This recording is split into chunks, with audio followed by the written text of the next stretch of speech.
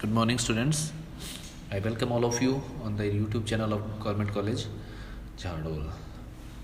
So, in this lecture, we will read something about John Milton.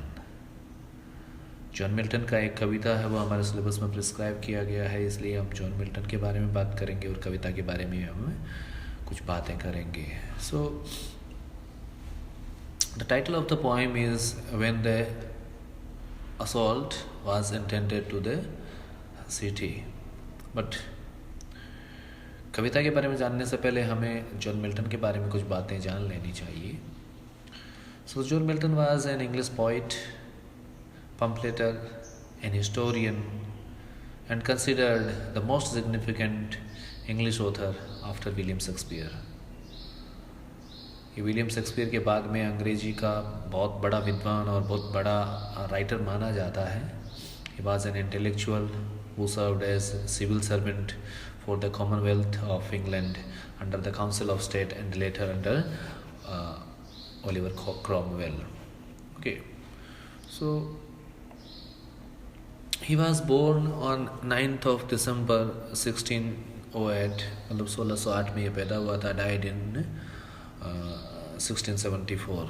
8 नवंबर 1674 को ये मर गया था. Okay, so here we see that William Shakespeare died in 1616. 1616 में William Shakespeare मरा था, लेकिन उससे 8 साल पहले जॉन मिल्टन जन्म ले लिया था. तो मतलब जब शेक्सपियर मरा था तो उससे 8 साल पहले मतलब तब जॉन मिल्टन कितने साल का था? 8 साल का था. ठीक है, तो विलियम शेक्सपियर जो था उसने एलिजाबेथन एरा में अपना लिटरेचर लिखा था, या फिर उसको एलिजाबेथन एरा का जो राइटर है वो कहा जाता है. And John Milton is considered commonwealth age writer और restoration age writer. So we have told about him that he was a poet, he was a pamphleteer and historian also, and he is considered second to William Shakespeare in the English language. Okay, so he was a revolutionary writer, and in his prose work Milton advocated the abolition of the Church of England and the execution of Charles I. 30 जनवरी 1649 को Charles first, जो कि Milton के time में राजा था, उसको मार दिया गया था. उस पर कुछ चार्जेस थे, कुछ गलत काम शायद उन्होंने किए होंगे, इसलिए उसको मार दिया गया था. ठीक है, from the beginning of the English civil war in 1642 to long after the restoration of Charles second as king in 1660, he espoused in all his work a political philosophy that opposed tyranny and state censored religion. उसने हमेशा से ही तानाशाही के विरुद्ध आवाज़ उठाने की कोशिश करी है, और धर्म के द्वारा जो राज्य चलाया जाता है उसके विरुद्ध भी उसने बहुत सारी बातें करी हैं. ओके, सो इन 1649 में चार्ल्स फर्स्ट को मार दिया गया था. ठीक है, एंड उसके बाद में 1649 से लेके 1660 तक एक एज कहा जाता है, उसको कॉमनवेल्थ कहा जाता है. इस एज में वहाँ कोई राजा नहीं रहा था. The commonwealth age was the period between 1649 to 1660 when England and Wales, later along with Ireland and Scotland, were governed by a republic after the end of Second English Civil War and the trial and the execution of Charles first के बाद में करीब ये हम देखते हैं 11 साल तक कोई राजा यहाँ नहीं रहा था. उसके बाद में 1660 में फिर चार्ल्स सेकंड को राजा बनाया गया था. तो इससे पहले का जो पीरियड था 1649 से लेकर 1660 का जो पीरियड था उसको कॉमनवेल्थ एज के नाम से जाना जाता है. And by the by 1652 Milton had become totally blind, और इसका जिक्र हम उसके बहुत सारे अदर वर्क्स में भी देखते हैं. और एक बहुत ही ब्यूटीफुल पोइम उसने लिखी है ऑन हिज ब्लाइंडनेस. इसमें हम पता करते हैं कि हम देखते हैं कि उसने ब्लाइंडनेस के बारे में बात करी है कि किस तरह से उसकी आंखें चली गई थी, जिस कारण। तो उसके बहुत सारे लोग कहते हैं कि उसकी जो आंखें हैं वो बहुत ज़्यादा स्टडी करने की वजह से उसकी आंखें चली गई थी। तो 1652 के बाद में उसने बहुत सारे अपने ग्रेट वर्क्स लिखे हैं, और शायद उसने अपने जो महत्वपूर्ण वर्क्स जो हैं वो 1652 के बाद ही लिखे हैं। तो आधी दृष्टि में या फिर एक वक्त के बाद तो शायद उसको दिखाई देना ही बंद हो गया था, लेकिन जब तक वो जिंदा था तब उसने बहुत सारी बहुत अच्छी अच्छी किताबें लिखती थी। And William Blake consider Milton the major English poet. Blake placed Edmund Spenser as Milton's precedor and saw himself as the Milton's poetic son. In his William Blake wrote a poem that Milton, a poem in 2 books. Blake uses Milton as a character, उसको चरित्र के रूप में उसने इस्तेमाल करा है. So in 1630 John Milton wrote a poem on Shakespeare. This poem was written in 1630 and it was included in the second folio edition of William Shakespeare's play that was published in 1632. And he also wrote Areopagitica in 1644.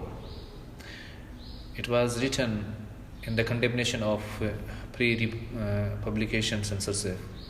मतलब कि publication जो था उसके ऊपर उन्होंने censorship लगा दी गई थी गवर्नमेंट ऑफ ब्रिटेन के द्वारा. एंड